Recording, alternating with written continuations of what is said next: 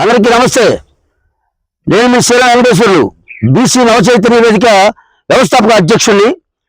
ముఖ్యంగా తోటవారిపాలెం, బండారు నాగేశ్వరరావు కాలనీ, ఎరయ్య నగర్, అలాగే మన రంగారావుపేట ఈ యొక్క ప్రాంతాల్లో బీసీలు, ఎస్సీలు, ఎస్టీలు అనేక కాలనీలు ఉన్నాయి చుట్టుపక్కల.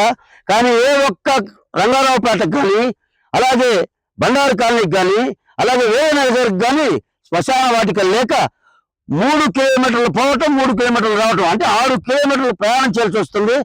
ఒక శవాన్ని ఎత్తుకొని 3 కిలోమీటర్ల పైగా నడిచి ఖననం చేసి వెళ్ళాల్సి వస్తుంది. అక్కడ వాటర్ ఫెసిలిటీస్ లేవు. అంతేకాకుండా ఈ 3 కిలోమీటర్లు వచ్చిన తర్వాత కూడా ఎండ, అక్కడ కనీస వసతులు లేవు. ఈ ప్రభుత్వం మంచి ప్రభుత్వం చెప్తుంది తప్ప కనీసం శ్మశాన వాటికలకి స్థలాలను కేటాయించడం లేదు. అంతేకాదు, బండారు కాలనీకి శ్మశానం ఉంది కానీ దాని చుట్టుపక్కల ప్రాణి లేదు. అంతా అది బండారు నాగేశ్వరరావు కాలనీకి శ్మశాన వాటిక లేక కనీసం ఆ చుట్టూ ఈపురపాలెం స్ట్రైట్ కట్లో ఉన్న కాలువ పక్కనే పూర్తి చేసిన పరిస్థితి దాపరించింది. కాబట్టి మేము ఈ ప్రభుత్వాన్ని కోరుకునేది ఏంటంటే, శ్మశాన వాటిక లేని వాళ్ళకి ఆ కాలనీకి స్థలాలు కేటాయించాలి.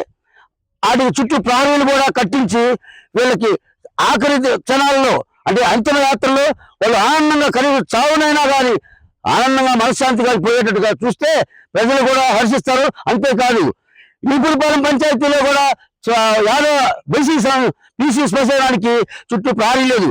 అలాగే ఈ యొక్క 2 కాలనీలకి, తోటవారిపాలెం కాలనీ కానీ, లేదా ఎరయ్య నగర్ కానీ, అలాగే రంగారావుపేటకు కానీ తక్షణమే మీరు శ్మశాన వాటికలు ఏర్పాటు చేయాలి. చుట్టూ ప్రాణీలు కట్టేయాలి. వాటికి ఖననం చేసుకోవడానికి, అలాగే క్రతువులు నిర్మించుకోవడానికి వాళ్ళకి ఒక చిన్న బిల్డింగ్ లాంటి చిన్న ప్రభుత్వం కేటాయించే నిధుల్లోనే బిల్డింగులు కట్టించిస్తే కాస్త వాళ్ళు కూడా కనీసం చాలా మంది అద్దెకుంటున్నారు. వాళ్ళు శవం చనిపోయిన తర్వాత వాళ్ళ ఇళ్లలో ఉండలేవు ఓనర్లు.